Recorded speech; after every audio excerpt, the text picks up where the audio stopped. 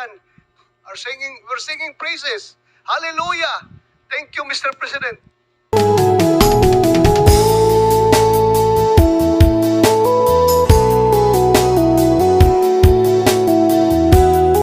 Meron pa nga mga congressman nagsabi, Mr. President, sana ma-extend ang term ni Pangulong Duterte dahil sa ganda na nangyari sa ating war on drugs.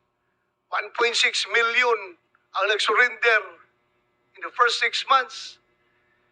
The crime volume was reduced to 49% during the first 6 months. At ang nahuli, there were around 300,000 na nakakulong sa mga kulungan all over the Philippines. Kaya nagka-problema tayo kung paano natin i-deal yung overcrowding ng ating mga kulungan. Ito, buhay ito ha. Ito mga nakakulong, buhay yan. Dahil hindi nanlaban, hindi lumaban. Kaya buhay sila. Around 30,000 nakakulong sa lahat ng mga estasyon. Alam ng Pilipinas yan, Senator. Yes, sir. Nasa TV yun eh. Nag-surrender lahat by the thousands. Nakita naman ng buong Pilipinas yan. Kaya nga, ganun karami ang tama ng ating bayan. Tapos kung pagkaganong ka lang, do not do that because that is not good. Do not commit. Kung ganun ang ugali mo, huwag ka nang mag-mayor, huwag ka nang ma-presidente, gago ka. Kung di mo alam kung anong gawin mo. thank you, Mr. President. Presidente ako, ganun, no? Sabi ko, huminto kayo. So ngayon, Mr. President, Kasi ang dito sa kultura natin, alam mo, the Philippines remain feudal until now. Kaya ang mga tao dito, pag may isang corrupt na mayor, lahat ng mga tauhan niya yan, mga gambling, yung mga collection dyan, yung mga waiting, nandiyan sa gagong yan. Pag corrupt ang mayor, sira talaga. Kaya pag hindi, sa panahon ko, tinawag ko talaga, sabi ko, huwag sa panahon ko. Alam ko hindi mo maiwan yan eh. Kasi yung mukha mo po, yung mukha mo, ilagay mo yung mukha mo dyan sa pera mo, palit mo kay Rizal. Pero huwag sa panahon ko. thank you, Mr. President. Alam nila yan. Ayan o, puro chief of police ko yan. Alam nila yan. Ngayon, Mr. President, na nag-imbestiga. Hindi mabuti yan, Senator, Mr. Chairman. Give us enough time so that malaman na rin ng Pilipinas na kung ano talaga ang problema ng Pilipinas. Sisirain talaga ang bayan natin. Kawawa ang mga bata. Yan ang problema ko. Nung mayor ako, sabi ko, wag na wag kasi kawawa yung mga bata. Now, Mr. President, ngayon na ikaw ay iniimbestigahan sa war on drugs, where are they now? Yung mga nagsusuporta sa iyo noon sa war on drugs. Hindi natin narinig ngayon. Iniwan ka sa ere. Ano po yung naramdaman mo? Takot. Alam ko kasi tao. For the good time lang yan sila. Yung mga crisis kang ganito, wala ka namang kaibigan. Walang sumusuporta. Well, of course, nandito si kaibigan ko. Nandito si Mr. Biliga. Nandito si Sal. Ayan dyan sa likod ko. Ilan lang yan. Pero pagka ngayon ang Davao, ngayon, taga-Davao ka man. Taga-Davao kayo lahat. Kayo mga general, dumaan doon. Good time na. Peaceful na.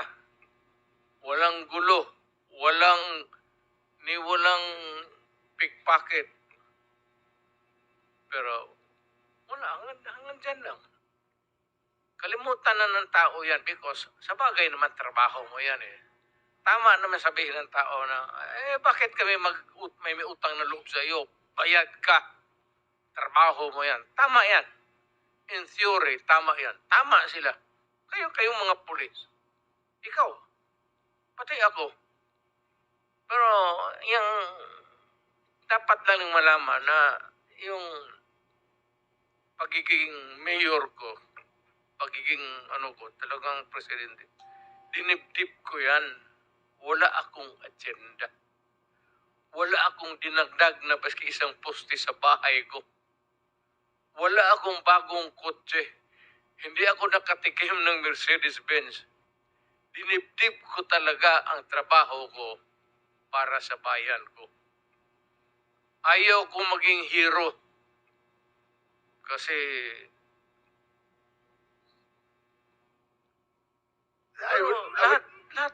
kayong lahat ng mga chief of police dumaan sa Davao. And I would like to take this opportunity with the permission of the chairman that I would like to thank you, Mr. President, for your war on drugs. If there was no war on drugs, there is no Senator Bato. Maraming salamat po doon sa opportunity na binigyan mo sa akin na maging chief PNP at ako'y naging senador ngayon dahil doon sa war on drugs. Maraming salamat. Kung nakikinig yung PNP, pati yung patuloy ninyo yan at magtrabaho kayo ng husto kasi ang droga talagang talamak. Kawawa ang Pilipino anong tawag dyan sa Tagalog, patapol-tapol, patamad-tamaran kayo dyan. Trabaho kayo ng husto, alam ninyo na ang droga talamak. Kaya kayong mga presinto, yung area of jurisdiction mo, pag mandyan pa yung droga, umalis ka.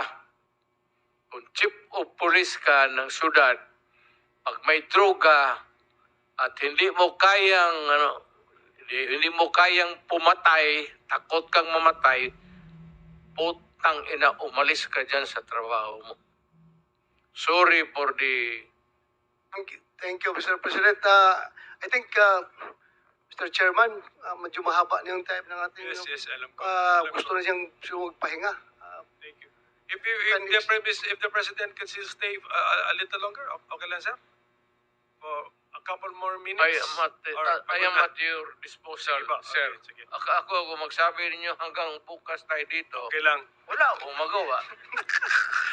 Actually, dapat Senator Bato, nag-apologize tayo kay President for starting our hearing in the morning. Doon siya nahihirapan actually siguro. In the same manner that I would like to express my apologies, especially to Senator Ontiveros, kasi sensitive sa mga ganitong, yung karakter ko ho, gano'n talaga. Paski saan mo ako ilagay, gano'n ka, even in front of anybody. Gano'n talaga ako. Bastos ako. Walang hiya ako, kasi galing ako sa... Salamat Class kayo, three, Mr. ako. Chair. Thank you. Hindi ako sensitive. Ayaw ko lang talaga ng bastos. Ayaw ko ng walang hiya. Lalo na pag pinag-uusapan natin Kaya ng seryosong bagay ng war on drugs saka Kaya extrajudicial ako killings. bastos Salamat man. kayo, Wala ang Mr. hiya Chair. talaga ako. Yan ang totoo. Siguro, hindi ako dadating itong pagka-presidente kung hindi ako bastos at hindi ako walang hiya. Thank you, Mr. President. I am now, hindi sa lahat ma'am, baka sabihin mo, magwalang hiya ako sa inyo. Hindi yan. May kunting edukasyon rin ako. Decency. Yung demeanor ko, yung pinapakita ko sa inyo, yung galit ko, yung rage ko, sa kriminal yan. Ngayon nga, naging prosecutor ako, matagal masyado. Professor ako ng Professor ng... Police Academy. Thank you, Mr. President. Okay, ako mag-interrupt kay Senator Bato kasi andito naman si Aaron Aquino. General of PIDEA. Thank you, sir. Kahit retired na kayo, ikaw nag-represent sa PIDEA. Pero, can I ask you about PIDEA? Konting ano lang ha, kasi metrics yung pinag-usapan namin dito eh.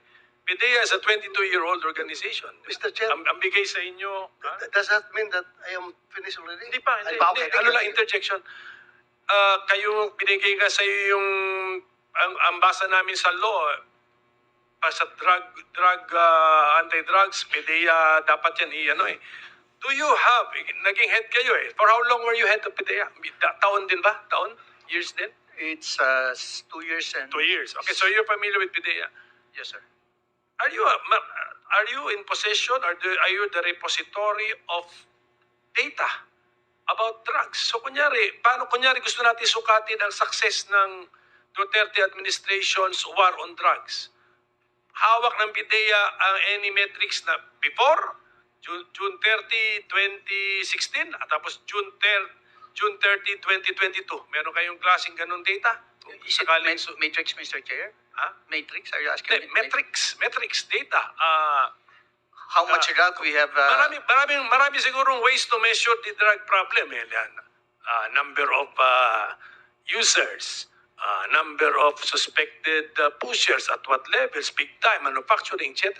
Number of arrests, do we have all of this data with the PIDEA? Yan ang tanong ko. Yes, sir. And I think sa Dangerous Drugs Board din, sir, may data. DDB. Si General Kuy nga pala naman sa DDB. So, ganon. Just, hindi ko na siguro kayo ipipress sa figures, but not you, General Aquino, but the current PIDEA. Are you still with the DDB? Wala na rin, sir. And the current DDB, kunang ko na lang, ang sinasabi nyo sa akin, they should be in possession of the data. That's what you're telling me. Yes, Mr. Chair. Okay, we will require them to submit. Kasi ang katanungan, marami rin nagtatanong is, ano ba yun? How successful was it? Pero we have to use some objective metric. Hindi pwedeng, siyempre, kung subjective, puro praises o puro criticism naman. So, mag-isip kami ng metric na how to measure a success or failure in the war against drugs. Sir, Mr. President, sige. Senator, may I be allowed an additional moments? Alam mo itong war of drugs, itong PIDEA, hindi naman sabihin inutil. Pero kung yung PIDEA, ang asahan mo to fight drugs, patay ang Pilipinas. Take it from me. Galing ako sa taas presidency. Galing ako mayor, congressman. Hindi kaya ng PIDEA. Hindi nga niya alam sino yung mga diyan sa palibot dito sa batasan, sino yung mga drugista dyan sa pulis talaga yan. Pulis. Ang sekreto niyan is mayor, pati pulis at barangay captains. Yun lang yun. Yun ang kailangan mo. Huwag na yan generals. Pulis, kapitan, pulis, barangay. Yan. Well, generals, malayo masyado yan. Anak ng puta. Sorry. Wala yan. You cannot solve the problem. Nandito na lang rin tayo pag-usapan natin what's the best approach to. The best approach really is dito sa baba. Barangay captain, tapos yung mga mayors, dapat nilang pukpukin talaga. Pag ang isang mayor, pag sinabi niya na walang droga dito sa siyudad ko, hindi naman ako nagyayabang. Pupunta naman kayo ng Davao kung gusto ninyo. Meron kayo. Pero pag sinabi ko, dito sa Davao, walang droga, wala talagang droga. Ayan, ilang police chief dyan. Ayan, si Gamboa, Danao, pati ito, dumaan si Koy. Pag sinabi ko sa kanila, walang droga, kayo ang sabi ko, ipapakaw ko talaga sila sa cross. Nagpagawa ako ng cross dyan sa nilagay ko sa barak sa likod. Ipapako ko yung police director dyan na pagka may trabaho ninyo yan eh. Yes, sir.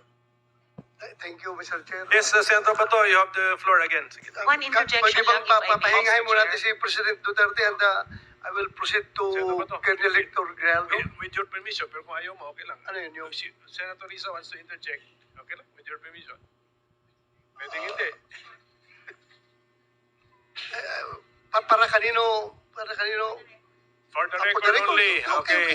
With the permission, Senator Bato, go ahead. Daghang salamat, Mr. Chair ug Senator De La Rosa. For the record lang, in fairness sa PIDEA, Philippine Drug Enforcement Agency is the lead anti-drug law enforcement agency responsible for preventing, investigating, and combating any dangerous drugs, controlled precursors, and essential chemicals within the Philippines. So, tigilin na po natin yung pagsisira at paninira sa mga Hindi mo institusyon. paninira, ma'am. Because we need- Sinasabi ko, para sabihin kulang. Pero may nasabi Hindi rin nila kasalanan.